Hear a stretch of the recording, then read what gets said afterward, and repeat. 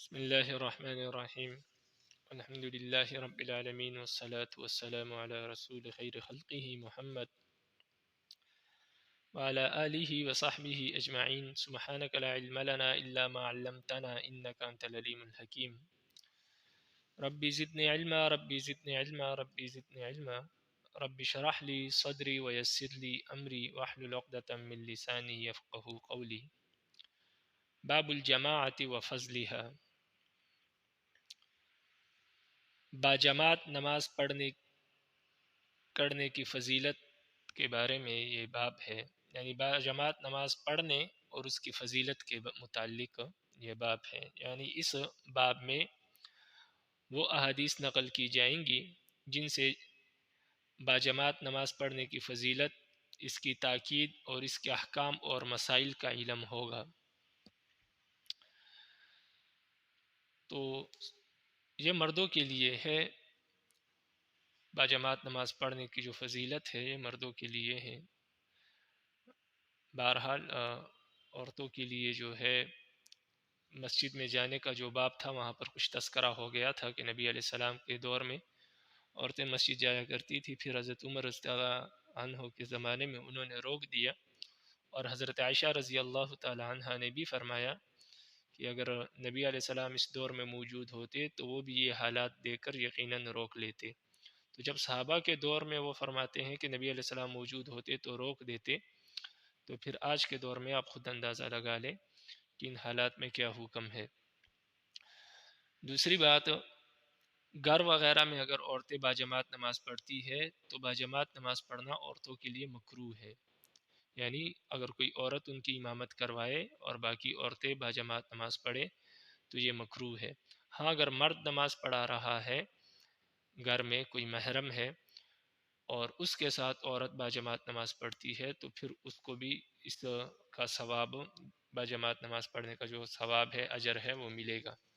لیکن عورت کے لیے نماز پڑھانا یعنی امامت کرنا یہ مکروہ ہے، اور عورت کی امامت میں اگر دیگر عورتیں نماز پڑھے تو یہ بھی مکروہ ہے۔ اگر مرد پیچھے کھڑا ہوگا اور عورت نماز پڑھائے گی تو ایسی صورت میں نماز نہیں ہوگی۔ ہاں اتنی بات ضرور ہے کہ جو تراویح کی نماز ہے تو اس کی علماء نے اجازت دی ہے، فقہا نے، یعنی اگر کوئی لڑکی حافظہ ہے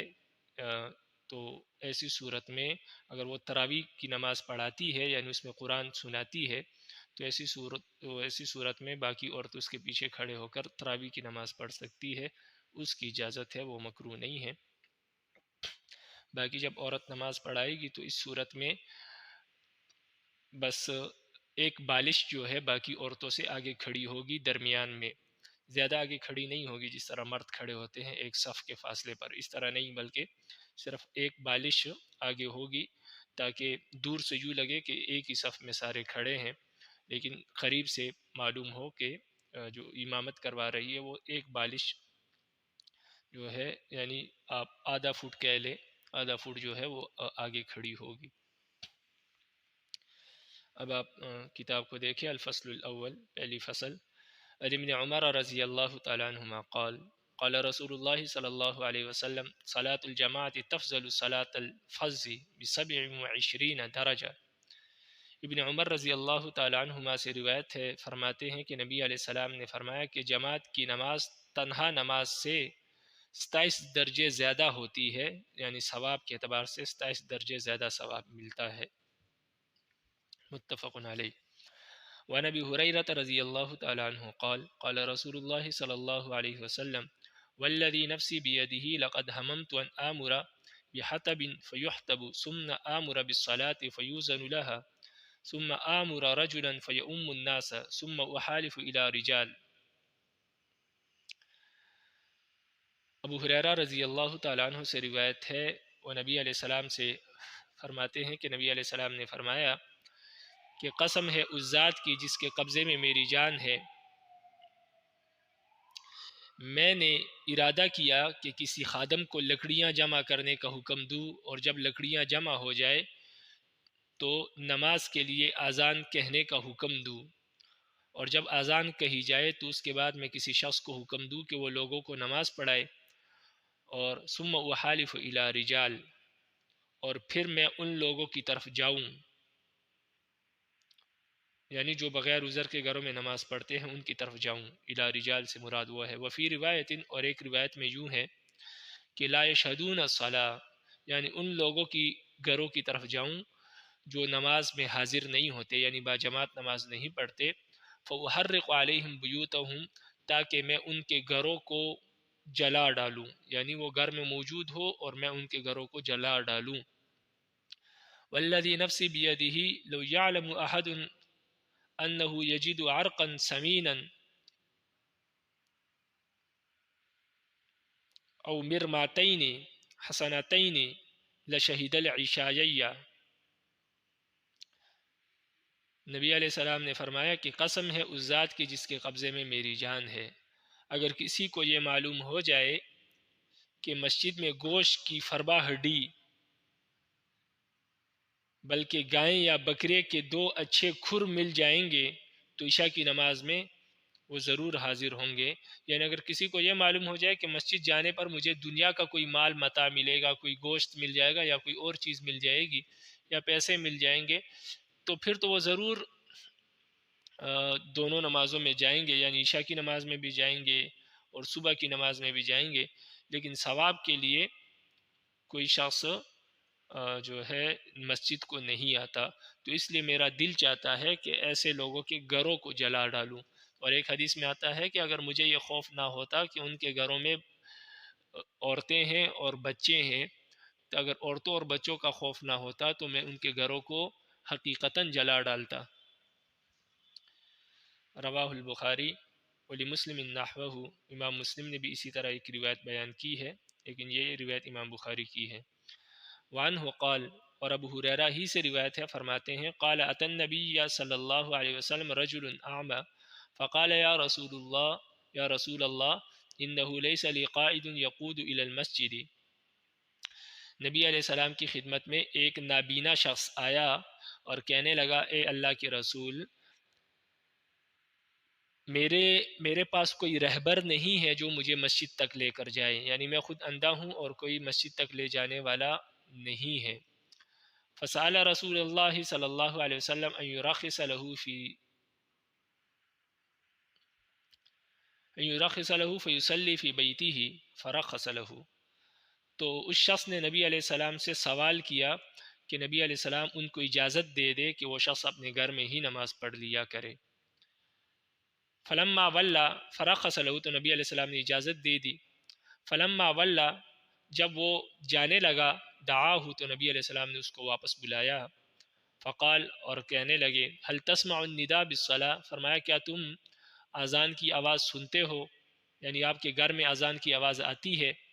قال نعم، تو کہنے لگا کہ جی آتی ہے۔ فاجب، تو نبی علیہ السلام نے فرمایا کہ پھر آپ جواب دیا کرو، جواب یعنی پھر آپ مسجد میں آیا کرو۔ رواہ مسلم۔ مطلب یہ ہے کہ جب آپ کے گھر میں اذان کی آواز آتی ہے تو اس دور میں لاؤڈ سپیکر نہیں ہوتے تھے، اسی طرح اذان دی جاتی تھی، تو نبی علیہ السلام نے فرمایا کہ جب آپ کے گھر میں اذان کی آواز آتی ہے تو اس کا مطلب یہ ہے کہ گھر مسجد کے قریب ہے۔ تو نبی علیہ السلام نے فرمایا کہ پھر آپ یوں کیا کرو کہ پھر مسجد میں آ کر نماز پڑھا کرو، پھر آپ کو اجازت نہیں ہے۔ ہاں کوئی دور رہتا ہے مسجد سے اور مسجد میں آنے میں خطرہ بھی ہے، روڈ وغیرہ بھی ہے، ایکسیڈنٹ کا خطرہ ہے اور دیگر مسائل ہے، تو ایسی صورت میں اجازت ہے۔ لیکن جو مسجد کے قریب رہتا ہے بالکل، تو اس کو یہ اجازت نہیں ہے، بلکہ وہ مسجد میں حاضر ہو کر نماز پڑھے گا جماعت کے ساتھ۔ وعن ابن عمر انه اذن بالصلاة في ليلة ذات برد وريح ثم قال الا صلوا في الرحال۔ عبداللہ بن عمر رضی اللہ تعالیٰ عنہ کے بارے میں مروی ہے کہ انہوں نے ایک رات میں جب کہ سخت سردی اور ہوا تھی نماز کے لیے اذان دی اور کہا کہ خبردار اپنے اپنے گھروں میں نماز پڑھ لو۔ ثم قال، پھر فرمایا کہ ان رسول اللہ صلی اللہ علیہ وسلم کان یأمر المؤذن اذا كانت لیلة ذات برد ومطر یقول الا صلوا فی الرحال۔ پھر فرمانے لگے کہ نبی علیہ السلام جب کسی رات سردی اور بارش ہوتی تو مؤذن کو حکم دیتے کہ اذان کہو اور لوگوں سے یہ بھی کہہ دینا کہ خبردار اپنے اپنے گھروں میں ہی نماز پڑھ لو، متفق علیہ۔ لیکن یہ اس دور کی بات ہے جب وسائل نہیں تھے، اور خاص کر رات کو جب لائٹ وغیرہ بھی نہیں ہوتی تھی، کیچڑ ہوتے تھے، پھسلنے کا خدشہ تھا، گرنے کا خدشہ تھا۔ اسی طرح مسجد جو ہوتی تھی اس کی بھی چھت نہیں ہوتی تھی، یا کھجور کے شاخیں وغیرہ رکھی ہوتی تھی دھوپ سے بچنے کے لیے، لیکن بارش تو اس کے اندر بھی آتی ہے، اور پھر جب سردی ہو تو اس سے بچنا تو ناممکن ہے۔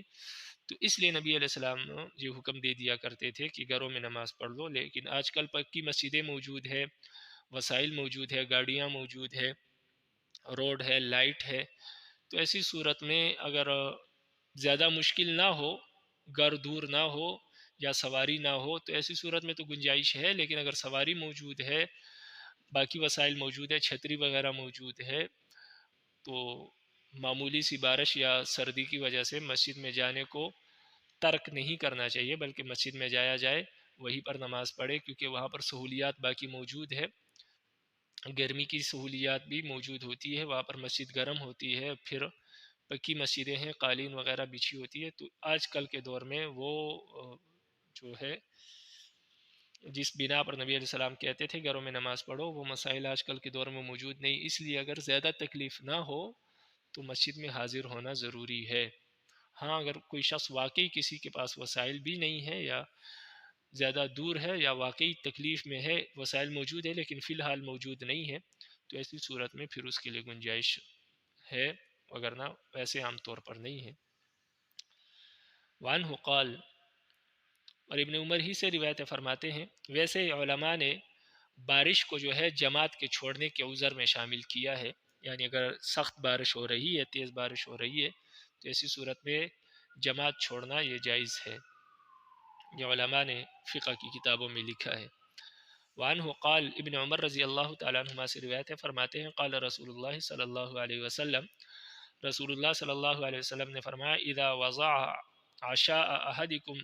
وقیمت الصلاة فابدؤوا بالعشاء ولا يعجل حتى يفرغ منه۔ نبی علیہ السلام نے فرمایا، جب تم میں سے کسی کے سامنے رات کا کھانا رکھا جائے اور اسی وقت نماز کی تکبیر کہی جائے تو وہ کھانا شروع کر دے، اور کھانے میں جلدی نہ کرے بلکہ اطمینان کے ساتھ کھا کر فارغ ہو۔ یعنی جب کھانا حاضر ہو تو پہلے کھانا کھائے، یہ اس صورت میں کہ جب سخت بھوک لگی ہے اور کھانا حاضر ہو جائے تو کھانا کھا لے، پھر بعد میں نماز پڑھ لے، اگر جماعت جاتی ہے تب بھی کوئی پرواہ نہیں ہے، کہ کھانا کھا لے اور اطمینان سے کھائے۔ وکان ابن عمر یوضع له الطعام ویقام الصلاة فلا یأتیها حتى یفرغ منه وانه لا يسمع قراءة الامام۔ ابن عمر کے بارے میں کہا جاتا ہے کہ جب ان کے سامنے کھانا رکھا جاتا اور نماز شروع ہو جاتی تو نماز کے لیے اس وقت نہ آتے جب تک کہ کھانے سے فارغ نہ ہو لیتے، اور امام کی قرات بھی سنتے رہتے تھے، یعنی گھر مسجد کے قریب تھا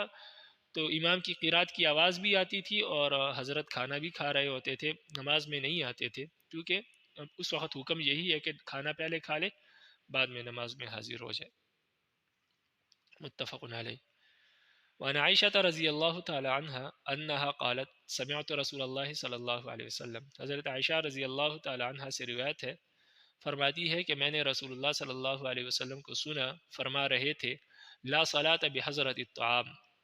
ولا هو يدافعه ولا وهو يدافعه الاخبثان۔ نبی علیہ السلام نے فرمایا کہ جب کھانا حاضر ہو اس صورت میں نماز کامل نہیں ہوتی، یعنی جب کھانا موجود ہے، آپ کے سامنے کھانا رکھا گیا اور آپ نے کھانے کو چھوڑ کر جماعت میں شریک ہو گئے تو آپ کی نماز کامل نہیں ہے۔ لیکن یہ اس صورت میں ہے جب سخت بھوک لگی ہے اور انسان کا سارا دھیان کھانے کی طرف ہی ہے، تو گویا اس کی نماز بھی کھانا بن جاتی ہے، اس لیے کہ نماز میں تو دھیان اللہ کی طرف ہونا چاہیے، اس لیے نماز پڑھی جاتی ہے۔ لیکن جب وہ بھوک لگی ہے، اس کو سخت بھوک، تو نماز میں بھی دھیان کھانے کی طرف ہوگا، تو نماز بھی جو ہے وہ سارے کا سارا کھانا بن جائے گا، کیونکہ ساری سوچ فکر اسی طرف تھی۔ اسی لیے حکم ہے کہ پہلے کھانا کھا لے تاکہ وہ کھانے کی سوچ فکر ختم ہو جائے، پھر بعد میں تسلی سے اللہ کے روبرو کھڑے ہو کر اور تمام سوچ و فکر اللہ کی حضور ہو اور نماز پڑھیں۔ اور اسی طرح فرمایا کہ نماز کامل نہیں ہوتی جب دو خبیث چیزوں کو آپ دفع کر رہے ہو، ختم کر رہے ہو۔ یعنی جب انسان دو خبیث چیزوں سے مراد چھوٹا پیشاب اور بڑا پیشاب، یعنی پیشاب اور پخانہ، کیونکہ جب انسان کو پیشاب اور پخانہ آیا ہو سخت اور اس وقت وہ نماز پڑھنے میں مشغول ہو جائے، تو ایسی صورت میں وہ ساری کی ساری سوچ پیشاب کی طرف ہی ہوتی ہے، اس کو روکنے میں لگا ہوتا ہے، نماز کی طرف وہ توجہ نہیں رہتی، حضور قلبی حاصل نہیں ہوتا، تو اس لیے نبی علیہ السلام نے فرمایا کہ ایسی صورت میں بھی نماز کامل نہیں ہوتی۔ علماء نے لکھا ہے، فقہا نے لکھا ہے کہ جب سخت پیشاب آیا ہو اور انسان نماز میں مشغول ہو جائے تو ایسی صورت میں نماز مکروہ تحریمی ہوتی ہے، یعنی اس کو دوبارہ پڑھنا واجب ہے۔ اگر آپ نے پڑھ لی تو بعد میں پھر آپ کو دوبارہ پڑھنی پڑے گی، یعنی پیشاب وغیرہ کر کے فارغ ہو جائے، وضو کر لے، دوبارہ پڑھے، یہ واجب الاعادہ ہے، کیونکہ مکروہ تحریمی پڑھی ہے آپ نے۔ رواہ مسلم۔ ہاں لیکن اگر سخت پیشاب نہیں آیا بلکہ کنٹرول میں ہے انسان کے، آرام سکون سے، یعنی نماز میں اس کی توجہ ہے جو ہے اس میں خلل نہیں پڑے گا اس پیشاب یا پخانے کی وجہ سے، تو ایسی صورت میں اگر نماز پڑھے گا تو ایسی صورت میں درست ہے۔ لیکن اگر سخت آیا ہے تو ایسی صورت میں اگر نماز میں خلل پڑ رہا ہے اس سے، تو پھر نماز مکروہ تحریمی ہوگی۔ وعن ابی ہریرہ رضی اللہ تعالیٰ عنہ قال، ابو ہریرہ رضی اللہ تعالیٰ عنہ سے روایت ہے، فرماتے ہیں قال رسول اللہ صلی اللہ علیہ وسلم، رسول اللہ صلی اللہ علیہ وسلم نے فرمایا اذا اقیمت الصلاۃ فلا صلاۃ الا المکتوبہ، نبی علیہ السلام نے فرمایا جب نماز کھڑی ہو جائے، یعنی باجماعت نماز کھڑی ہو جائے، تو اس وقت فرض نماز کے علاوہ کوئی اور نماز پڑھنا صحیح نہیں ہے۔ یعنی ایسا نہ ہو کہ وہاں باجماعت امام نماز پڑھا رہا ہے اور آپ یہاں پر سنتے ادا کر رہے ہیں، تو یہ درست نہیں ہے۔ جب نماز کھڑی ہو جائے پھر امام کے ساتھ شریک ہو کر باجماعت فرض نماز پڑھی جائے، اس وقت کوئی اور نماز نہیں ہوتی۔ رواہ مسلم۔ وعن ابن عمر رضی اللہ تعالیٰ عنہما قال، ابن عمر رضی اللہ تعالیٰ عنہما سے روایت ہے، فرماتے ہیں قال النبی صلی اللہ علیہ وسلم، نبی علیہ السلام نے فرمایا اذا استأذنت امرأة احدکم الی المسجد فلا یمنعوها، نبی علیہ السلام نے فرمایا جب تم میں سے کسی سے اس کی عورت مسجد میں جانے کی اجازت مانگے تو اس کو منع مت کرو، یعنی جب کسی کی بیوی مسجد میں جانے کی اجازت مانگے تو اس کو مسجد میں جانے سے نہ روکو۔ لیکن یہ نبی علیہ السلام کے دور کی بات ہے، آج کل جو ہے فتنے کی خوف کی وجہ سے اس کو منع کیا جائے گا، اور اگر وہ جائے گی تو یہ مکروہ ہے۔ متفق علیہ۔ وعن زینب امرأة عبد اللہ بن مسعود قالت، حضرت زینب جو کہ عبداللہ بن مسعود رضی اللہ تعالی عنہ کی بیوی ہے، کہتی ہے کہ قال لنا رسول اللہ صلی اللہ علیہ وسلم، رسول اللہ صلی اللہ علیہ وسلم نے ہم سے کہا اذا شہدت احداکن المسجد فلا تمس الطیبہ، نبی علیہ السلام نے ہم عورتوں سے کہا کہ جب تم میں سے کوئی عورت مسجد میں جائے تو وہ خوشبو نہ لگائے، یعنی اسی طرح پراگندہ حالت میں آئے، خوشبو وغیرہ زیب و زینت کر کے نہ آئے۔ رواہ مسلم۔ اس لیے کہ عبادت کے لیے جا رہی ہے تو زیب و زینت جو ہے وہ گھر میں صرف اپنے شوہر کے لیے جائز ہے، باہر نکلنے کے وقت زیب و زینت کی اجازت نہیں ہے۔ وعن ابی ہریرہ رضی اللہ تعالیٰ عنہ قال، ابو ہریرہ رضی اللہ تعالیٰ عنہ سے روایت ہے، فرماتے ہیں قال رسول اللہ صلی اللہ علیہ وسلم، رسول اللہ صلی اللہ علیہ وسلم نے فرمایا ایما امرات اصابت بخورا فلا تشہد معنا العشاء الآخرہ، نبی علیہ السلام نے فرمایا جو عورت بخور یعنی خوشبو لگائے وہ ہمارے ساتھ عشاء کی نماز میں شریک نہ ہو، یعنی جو عورت خوشبو لگائے وہ عشاء کی نماز میں نہ آئے۔ رواہ مسلم۔ تو نبی علیہ السلام کے دور میں جب جانے کی اجازت نہیں تھی تو آج کل تو بدرجہ اولا نہیں ہے، اور عام حالت میں بھی آج کل نہیں ہے جانے کی اجازت۔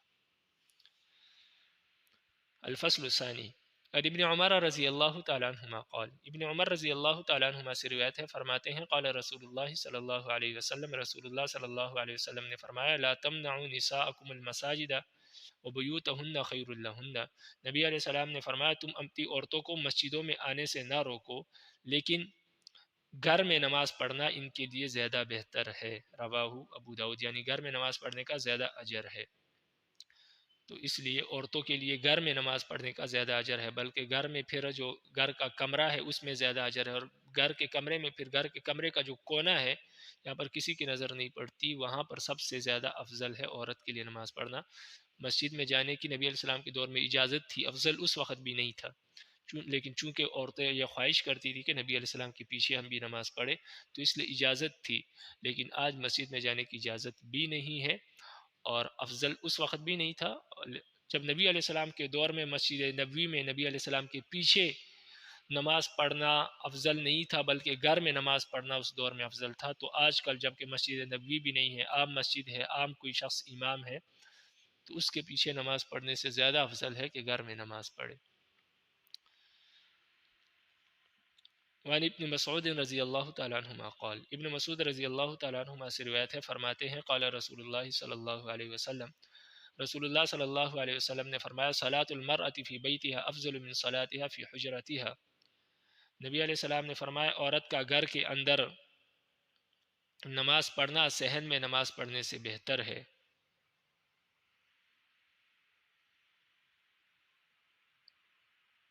وصلاتها فی مخدعها افضل من صلاتها فی بیتها،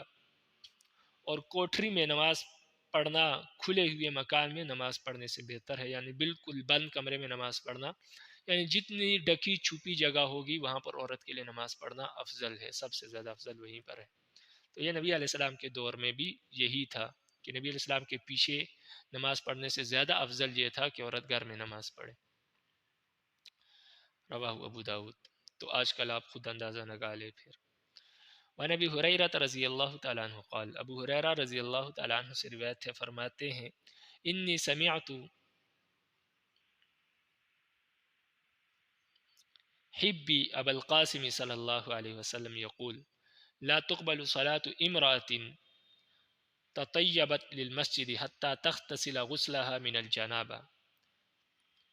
ابو ہریرہ رضی اللہ تعالیٰ عنہ فرماتے ہیں کہ میں نے اپنے محبوب ابو القاسم رسول اللہ صلی اللہ علیہ وسلم کو یہ فرماتے ہوئے سنا، ابو القاسم نبی علیہ السلام کی کنیت ہے، کہ اس عورت کی نماز قبول نہیں کی جاتی جو مسجد میں جانے کے لیے خوشبو لگائے، یہاں تک کہ اگر وہ خوشبو لگائے ہوئے ہو تو اچھی طرح غسل نہ کرے، یعنی جب تک غسل نہ کرے، خوشبو لگائی، خوشبو لگانے کے بعد مسجد میں آنے کے لیے اگر خوشبو لگائی تو اس کی نماز نہیں ہوتی۔ ہاں یہ ہے کہ خوشبو لگانے کے بعد پھر وہ غسل کر لے، خوشبو کو اپنے آپ سے دور کر لے، حتی تغسل غسلہ من الجنابہ، جیسے کہ وہ ناپاکی کا غسل کیا جاتا ہے، غسل جنابت کیا جاتا ہے، اسی طرح وہ غسل کرے، اپنے آپ سے اس خوشبو کو دور کر لے، پھر مسجد میں آئے۔ وعن ابی موسیٰ رضی اللہ تعالیٰ عنہ قال، ابو موسیٰ رضی اللہ تعالیٰ عنہ سے روایت ہے، فرماتے ہیں قال رسول اللہ صلی اللہ علیہ وسلم، رسول اللہ صلی اللہ علیہ وسلم نے فرمایا کل عین زانیہ، ہر آنکھ زنا کرنے والی ہے، یعنی جب وہ کسی غیر محرم پر پڑتی ہے تو یہ اس کا زنا ہے۔ وَإِنَّ الْمَرْأَةَ إِذَا اسْتَعَرَّتْ فَمَرَّتْ بِالْمَجْلِسِ فَهِيَ كَذَا وَكَذَا، یعنی زانیہ۔ نبی علیہ السلام اور فرمایا کہ جو عورت خوشبو لگا کر مردوں کی مجلس سے گزرے تو وہ ایسی ایسی ہے، نبی علیہ السلام نے فرمایا وہ ایسی ہے، یعنی وہ زانیہ ہے۔ رواہ الترمذی ولی داود والنسائی نحوہ۔ تو اسے آپ اندازہ لگا لے کہ باہر جاتے وقت خوشبو لگانے کی کتنی ممانعت ہے، نبی علیہ السلام نے ایسی عورت کو زانیہ سے تعبیر کیا کہ یہ زانیہ ہے۔ وعن ابی بن کعب رضی اللہ تعالیٰ عنہ قال، ابی بن کعب رضی اللہ تعالیٰ عنہ سے روایت ہے، فرماتے ہیں صلی بنا رسول اللہ صلی اللہ علیہ وسلم یوم الصبح، ایک دن نبی علیہ السلام نے ہمیں صبح کی نماز پڑھائی، فلما سلم، جب نبی علیہ السلام نے سلام پھیرا، قال فرمانے لگے اشاہد فلان قالوا لا، قال اشاہد فلان قالوا لا، نبی علیہ السلام نے پوچھا کیا فلاں شخص موجود ہے، حاضر ہے، یعنی نماز میں حاضر تھا، لوگوں نے کہا کہ نہیں، پھر پوچھا کیا فلاں شخص حاضر ہے، موجود ہے، لوگوں نے کہا نہیں، قال، نبی علیہ السلام نے فرمایا ان ہاتین الصلاتین اثقل الصلاۃ علی المنافقین، نبی علیہ السلام نے فرمایا یہ دو نمازیں منافقوں پر بہت بھاری ہوتی ہے، یعنی عشاء اور صبح کی نماز منافقوں پر بھاری ہوتی ہے۔ تو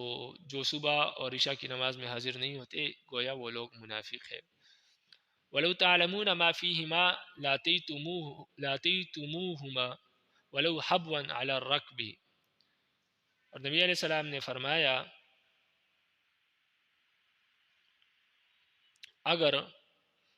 تم لوگوں کو یہ معلوم ہو جائے کہ ان دو نمازوں کا کتنا ثواب ہے، یعنی جماعت کے ساتھ پڑھنے میں ان دو نمازوں کا کتنا ثواب ہے،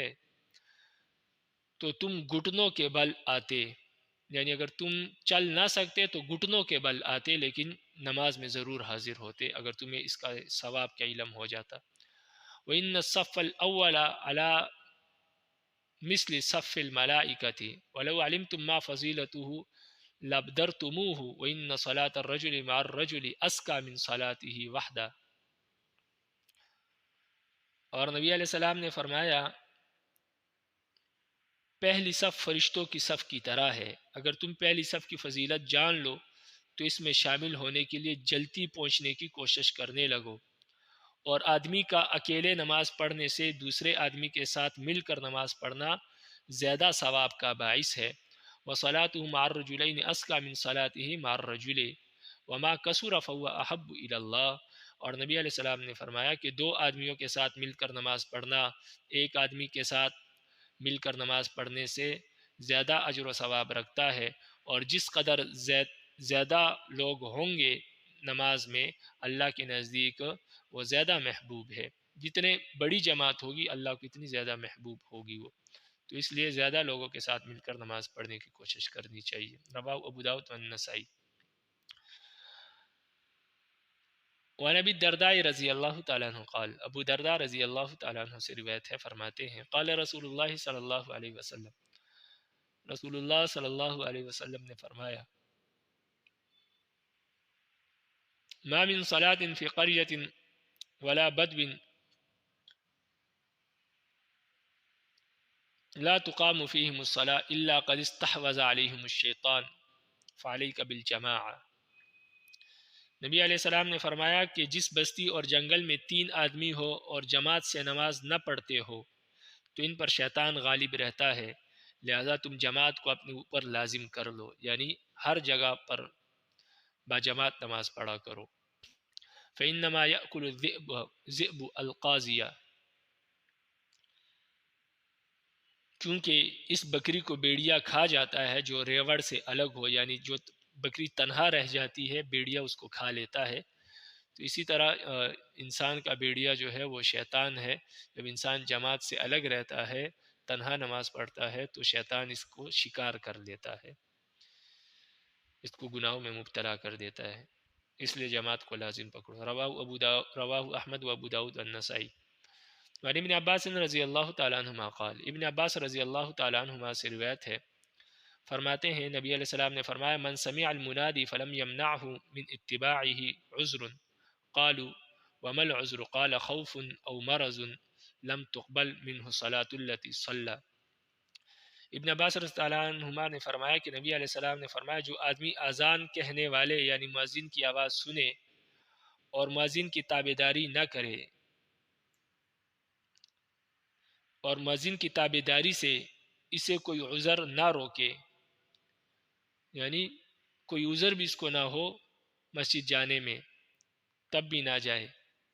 لوگوں نے پوچھا کہ اللہ کے نبی عذر کیا چیز ہے؟ نبی علیہ السلام نے فرمایا کہ دشمن کا خوف ہو یا بیماری ہو، انسان بیمار ہو تو یہ عذر ہے، اس صورت میں جماعت کی نماز چھوڑ سکتا ہے، ورنہ اگر یہ عذر نہیں ہے اور اس کے باوجود مؤذن کی تابعداری نہیں کرتا یعنی نماز کو نہیں جاتا تو لم تقبل منہ صلاۃ التی صلی، تو اس کی وہ نماز قبول نہیں ہوتی جو اس نے پڑھی، یعنی جو اس نے تنہا پڑھ لی ہے اکیلے پڑھ لی ہے تو اس کی وہ نماز قبول نہیں ہوتی۔ رواہ ابو داود والدار القطنی۔ وعن عبداللہ بن ارقم رضی اللہ تعالیٰ عنہ سے روایت ہے، فرماتے ہیں سمعت رسول اللہ صلی اللہ علیہ وسلم یقول، میں نے رسول اللہ صلی اللہ علیہ وسلم کو فرماتے ہوئے سنا اذا اقیمت الصلاۃ ووجد احدکم الخلاء فلیبدأ بالخلاء، نبی علیہ السلام نے فرمایا جب جماعت کھڑی ہو جائے اور تم میں سے کسی کو پخانے کی حاجت ہو یعنی پیشاب وغیرہ کی حاجت ہو تو پہلے وہ پیشاب پخانہ کر لے بعد میں پھر نماز پڑھے۔ رواہ الترمذی و روا مالک و ابو داود و النسائی نحوہ وان ثوبان رضی اللہ تعالیٰ عنہ قال، حضرت ثوبان رضی اللہ تعالیٰ عنہ سے روایت ہے، فرماتے ہیں قال رسول اللہ صلی اللہ علیہ وسلم، رسول اللہ صلی اللہ علیہ وسلم نے فرمایا ثلاث لا يحل لأحد ان يفعلهن، نبی علیہ السلام نے فرمایا تین چیزیں ایسی ہے جن کا کرنا کسی کے لیے حلال نہیں ہے یعنی جائز نہیں ہے۔ لا يؤمن رجل قوما فيخص نفسه بالدعاء دونهم فإن فعل ذلك فقد خانهم، اول کام تو یہ ہے کہ کوئی آدمی کسی جماعت کا امام بنے اور دعا میں جماعت کو شریک کیے بغیر اپنی ذات کو مخصوص کرے، یعنی باجماعت نماز پڑھائے، امام بنے، نماز پڑھائے اور پھر دعا جو ہے وہ صرف اپنے لیے مانگے، باقی لوگوں کے لیے نہ مانگے، تو یہ حلال نہیں ہے۔ اگر کسی نے ایسا کیا تو اس نے جماعت کے ساتھ خیانت کی ہے، یعنی یہ خیانت کرنے والا ہے لوگوں سے، ایسا نہیں کرنا چاہیے۔ ولا ينظر في قعر بیت قبل ان يستأذن فإن فعل ذلك فقد خانهم، دوسرا کام یہ ہے کہ کوئی آدمی کسی کے گھر میں اجازت حاصل کیے بغیر نظر نہ ڈالے، یعنی اگر کسی کا دروازہ کھلا ہے تو اندر نظر نہ ڈالے اجازت لیے بغیر۔ ہاں اگر کسی کو گھر والے نے اجازت دے دی ہے تو پھر وہ اندر بھی داخل ہو سکتا ہے، جا بھی سکتا ہے، یعنی بعض اوقات گھر وغیرہ خریدنا ہو یا اور کوئی معاملات ہو تو اگر اجازت دے دے تو پھر بے شک نظر ڈال لے۔ تو فرمایا کہ اجازت لیے بغیر گھر کے اندر نظر نہ ڈالے، اگر کسی نے ایسا کیا تو اس نے گھر والوں کے ساتھ خیانت کی۔ ولا یصلی وهو حقن حتی یتخفف، اور تیسرا کام یہ ہے کہ آدمی ایسی حالت میں نماز نہ پڑھے کہ وہ پیشاب یا پخانے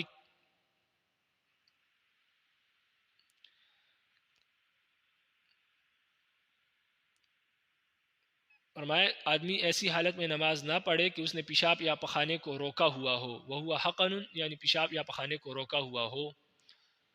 تو ایسی حالت میں نماز نہ پڑھے۔ حتی یتخفف، جب تک کہ ہلکا نہ ہو جائے، یعنی پہلے پیشاب پخانہ کر کے ہلکا ہو جائے پھر نماز پڑھے، اس حالت میں نہ پڑھے۔ رواہ ابو داؤد، کیونکہ اس حالت میں نماز پڑھنا حلال نہیں، تو یہ تین چیزیں فرمایا کہ حلال نہیں ہے۔ رواہ ابو داؤد و ترمذی نحوہ۔ وعن جابر رضی اللہ تعالیٰ عنہ قال، حضرت جابر رضی اللہ تعالیٰ عنہ سے روایت فرماتے ہیں قال رسول اللہ صلی اللہ علیہ وسلم، رسول اللہ صلی اللہ علیہ وسلم نے فرمایا لا تؤخر الصلاة لطعام ولا لغیرہ، نبی علیہ السلام نے فرمایا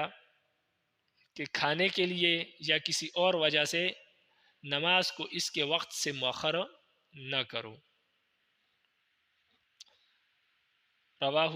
فی شرح السنہ۔ پہلے کچھ احادیث گزر چکی جس میں نبی علیہ السلام نے فرمایا جب کھانا حاضر ہو جائے تو پہلے کھانا کھاؤ پھر نماز پڑھو، اور اس حدیث میں فرمایا کہ کھانے کی وجہ سے نماز کو مؤخر نہ کرو، یعنی پہلے نماز پڑھ لو پھر کھانا کھاؤ، تو اس کا کیا مطلب ہے؟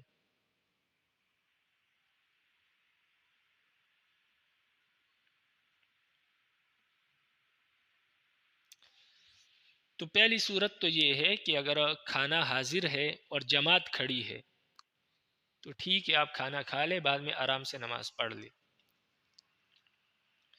کیونکہ جماعت جا رہی ہے، باقی نماز کا وقت موجود ہے۔ اور اس حدیث میں جو کہا کہ نماز کو مؤخر نہ کرو کھانے کی وجہ سے، اس کا مطلب یہ ہے کہ کھانا رکھا ہوا ہے لیکن نماز کا وقت بہت کم رہ گیا ہے، اگر آپ کھانا کھانے میں مشغول ہو جائیں گے تو نماز کا وقت ختم ہو جائے گا، نماز قضا ہو جائے گی یا مکروہ وقت داخل ہو جائے گا، تو ایسی صورت میں فرمایا کہ نماز کو مؤخر نہ کرو، پہلے نماز پڑھ لو پھر کھانا کھا لو۔ اور پہلی والی صورت میں جماعت کا مسئلہ تھا کہ اگر جماعت ہو رہی ہے، وقت کافی ہے، تو ایسی صورت میں جماعت کو چھوڑ سکتے ہیں کھانے کے لیے، جماعت بے شک ہو جائے آپ بعد میں اپنی نماز پڑھ لیں، لیکن یہاں نماز کے قضا ہونے کا مسئلہ ہے۔ الفصل الثالث عن عبداللہ بن مسعود رضی اللہ تعالیٰ عنہ قال، عبداللہ بن مسعود رضی اللہ تعالیٰ عنہ سے روایت فرماتے ہیں लक़द रअयतुना वमा यतखल्लफ़ु अन अस्सलाति इल्ला मुनाफ़िक़ुन क़द उलिम निफ़ाक़ुहु औ मरीज़ुन इन कान अल मरीज़ु लयमशी बैन रजुलैनि हत्ता यअतिय अस्सलाह। अब्दुल्लाह इब्न मसूद रज़ी अल्लाह तआला अन्हु फरमाते हैं कि हमने देखा कि बाजमात नमाज पढ़ने से सिर्फ वही मुनाफिक लोग पीछे रहते थे जिनका निफाक मालूम और खुला हुआ था, यानी जो खुले तौर पर मुनाफिक थे वो लोग नबी अलैहिस्सलाम के ज़माने में जमात छोड़ते थे, यानी हमें मालूम है, हमने देखा है। औ मरीज़ुन इन कान अल मरीज़ु लयमशी बैन रजुलैन हत्ता याती अस्सलाह, अगर कोई बीमार भी दो आदमियों के सहारे चल सकता होता तो उसे भी लाकर जमात में नमाज में खड़ा कर दिया जाता था, सफ़ में खड़ा कर दिया जाता था। यानी नबी सल्लल्लाहु अलैहि वसल्लम के दौर में अगर कोई बीमार दो आदमियों के सहारे मस्जिद आ सकता था तो उसको भी नमाज छोड़ने की इजाज़त नहीं होती थी, वो भी आकर नमाज में शरीक होता था। लेकिन जो खुलम खुला मुनाफिक लोग थे वो जमात से नमाज नहीं पढ़ते थे, लेकिन इनके मासिवा जो आम मुनाफिक थे जिनका निफाक खुला नहीं था वो भी नमाज बाजमात पढ़ते थे। वक़ाल और फरमाया इन्ना रसूलल्लाह सल्लल्लाहु अलैहि वसल्लम अल्लमना सुननल हुदा व इन्न मिन सुननिल हुदा अस्सलातु फिल मस्जिदिल्लज़ी युज़नु फ़ीही। अब्दुल्लाह इब्न मसूद ने फरमाया कि बेशक नबी अलैहिस्सलाम ने हमें हिदायत के तरीके सिखाए हैं और हिदायत के इन तरीक़ों में से एक ये भी है कि नमाज ऐसी मस्जिद में पढ़ी जाए जहाँ पर अज़ान होती हो। वफ़ी रिवायतिन और एक रिवायत में है क़ाल नबी अलैहिस्सलाम ने फरमाया मन सर्रहु अन यल्क़ियल्लाह गदम मुस्लिमन फ़लयुहाफ़िज़ अला हाज़िहि स्सलातिल ख़म्सा हैसु युनादा बिहिन्ना। नबी अलैहिस्सलाम ने फरमाया जिस शख्स को ये बात पसंद हो कि वो कल यानी कल क़यामत के दिन अल्लाह ताला से कामिल मुसलमान बनकर मिले तो उसको चाहिए कि इन 5 नमाज़ों की हिफाजत करे जब अज़ान दी जाए उस जगह जहाँ पर अज़ान होती हो, यानी ये 5 नमाज़ें उस जगह अदा करे जहाँ पर अज़ान होती हो, यानी मस्जिद में, यानी बाजमात नमाज पढ़े। ये 5 नमाज़ें बाजमात पढ़े तो कल क़यामत के दिन अल्लाह से कामिल मुसलमान बनकर मिलेगा वो। फ़इन्नल्लाह शरअ लिनबिय्यिकुम सुननल हुदा व इन्नहुन्ना मिन सुननिल हुदा। फरमाया इसलिए कि अल्लाह ताला ने तुम्हारे नबी के लिए हिदायत के तरीके मुकर्रर किए हैं, हिदायत के तरीके अता फरमाए हैं और ये 5 नमाज़ें इन्हीं हिदायत के तरीक़ों में से एक है। वलौ अन्नकुम सल्लैतुम फ़ी बुयूतिकुम कमा युसल्ली हाज़िहिल मुतख़ल्लिफ़ु फ़ी बैतिही लतरक्तुम सुन्नत नबिय्यिकुम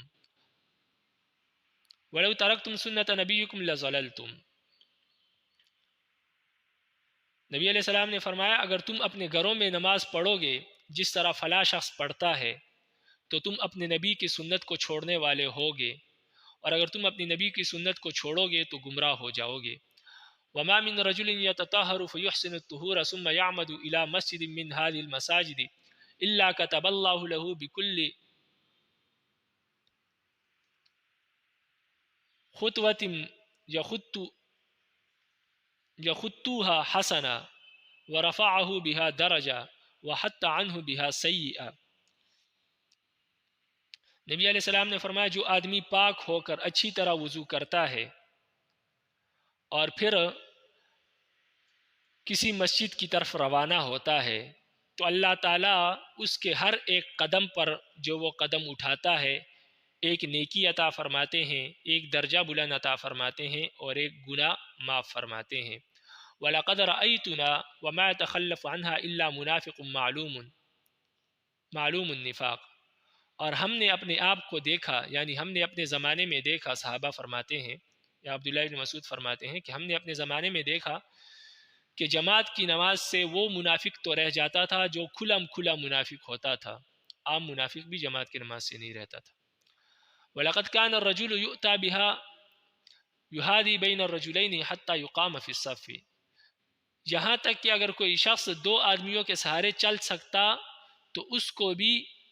सफ़ में खड़ा कर दिया जाता था। یعنی 2 سہاروں کے بندے گھر سے اٹھا کر اس کو لا کر صف میں باجماعت نماز میں کھڑا کر دیا جاتا تھا. وہ بھی نماز نہیں چھوڑتا تھا نبی علیہ السلام کے زمانے میں اتنی بیماری کے باوجود. صرف منافق لوگ جو کھلم کھلا منافق ہوتے تھے وہ چھوڑ دیتے تھے. رواہ مسلم. تو اس سے صحابہ کی پابندی کا علم ہوتا ہے کہ صحابہ جماعت کی نماز کی کتنی پابندی کیا کرتے تھے. اصل میں ان کو شریعت کی اور نبی علیہ السلام کے احکامات کی اور فرامین کی فکر تھی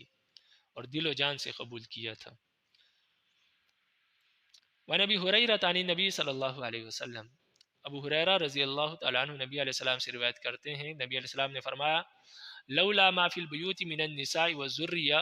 اقمت الصلاة العشاء وامرت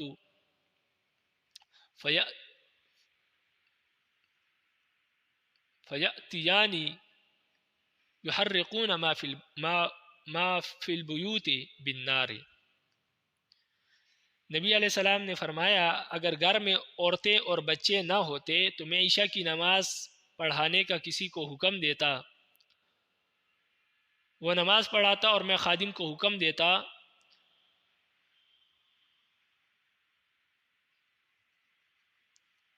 یعنی میں نماز قائم کرتا اور خادم کو حکم دیتا کہ وہ لوگوں کے گھر جلا دو, وہ ان لوگوں کے گھر جلا دے جو لوگ گھروں میں موجود ہے, یعنی نماز میں شریک نہیں ہوئے, با جماعت نماز نہیں پڑھی, انہوں نے گھر میں ہی نماز پڑھ رہے ہیں, تو میں خادم کو حکم دیتا کہ ان لوگوں کے گھروں کو ان سمیت جلا ڈالو.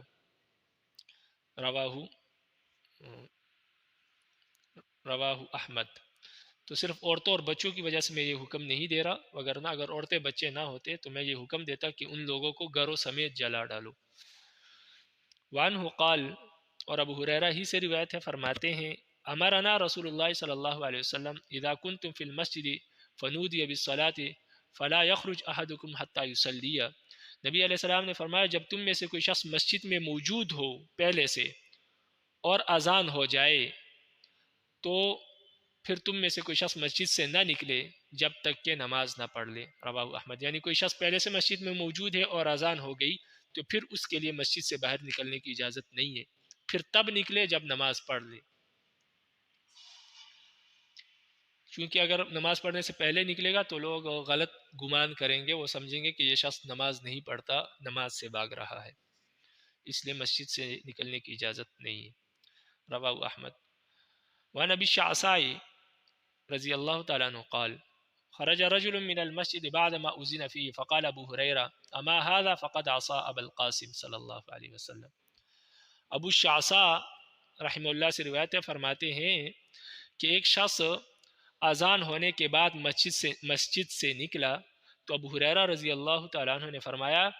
کہ اس شخص نے ابو القاسم صلی اللہ علیہ وسلم کی نافرمانی کی. ابو القاسم نبی علیہ السلام کی کنیت ہے, یعنی نبی علیہ السلام کی نافرمانی کی. رواہ مسلم. وعن عثمان بن عفان رضی اللہ تعالیٰ عنہ قال, عثمان بن عفان رضی اللہ تعالیٰ عنہ سے روایت ہے, فرماتے ہیں قال رسول اللہ صلی اللہ علیہ وسلم, رسول اللہ صلی اللہ علیہ وسلم نے فرمایا من ادرکہ الاذان فی المسجد ثم خرج لم یخرج کحاجت وهو لا يريد الرجع فهو منافق. عثمان بن عفان رضی اللہ تعالیٰ عنہ سے روایت ہے, فرماتے ہیں کہ رسول اللہ صلی اللہ علیہ وسلم نے فرمایا جو آدمی مسجد میں ہو اور اذان ہو جائے پھر وہ بغیر کسی ضرورت کے مسجد سے چلا جائے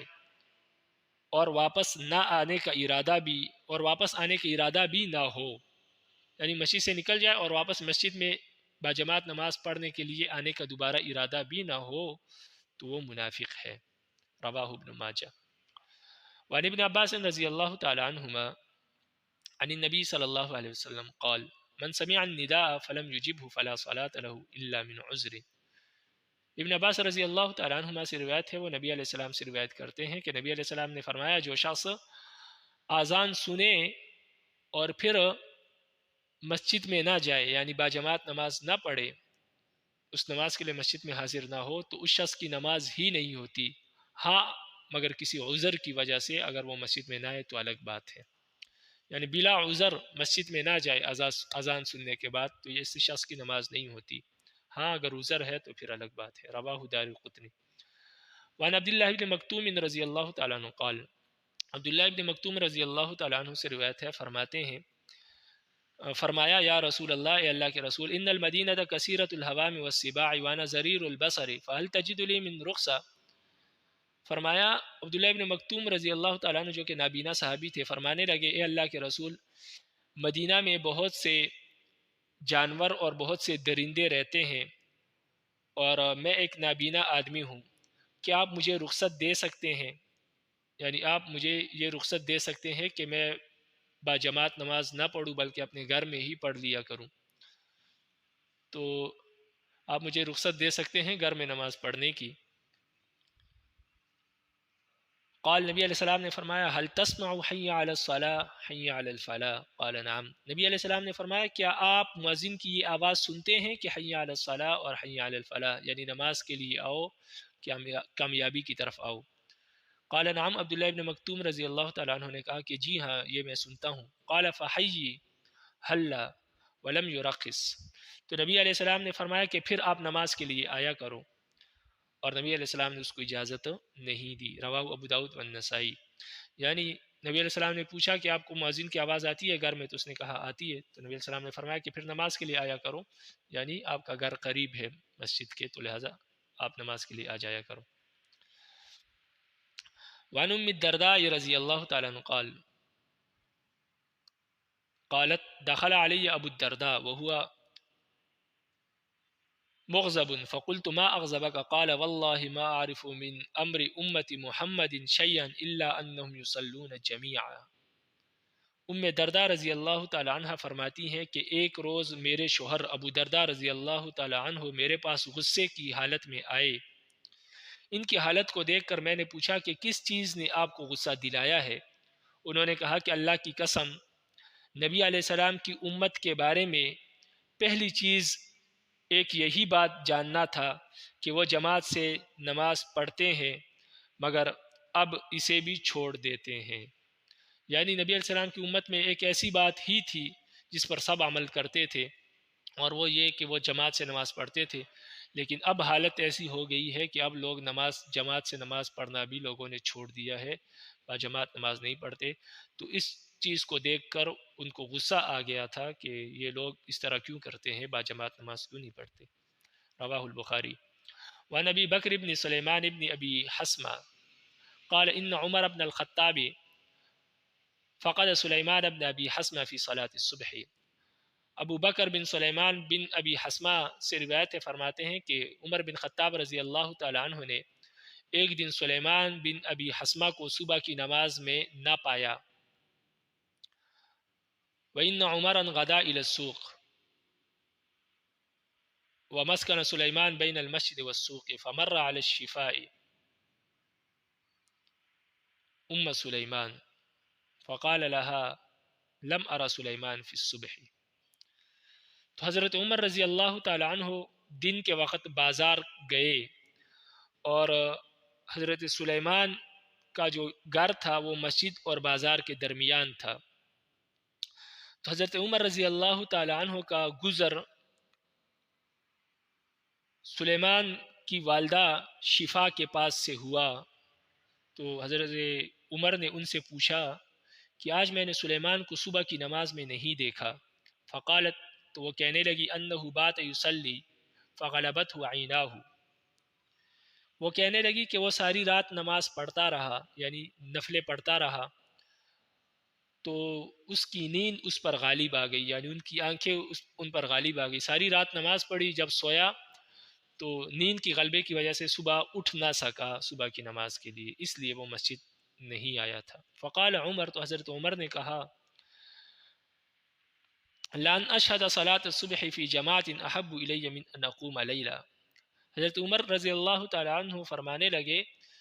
کہ میں صبح کی نماز میں حاضر رہوں، یہ مجھے اس سے زیادہ پسندیدہ ہے کہ میں ساری رات نفلیں پڑھوں. یعنی ساری رات نفلیں پڑھنے سے زیادہ محبوب ہے مجھے کہ میں صبح کی نماز با جماعت پڑھوں، اس لیے کہ اس کا اجر و ثواب ساری رات نوافل پڑھنے سے زیادہ ہے. رواہ مالک. اس لیے کہ وہ فرض ہے اور یہ نفل ہے، تو نفل جو ہے وہ فرائض کا مقابلہ نہیں کر سکتی.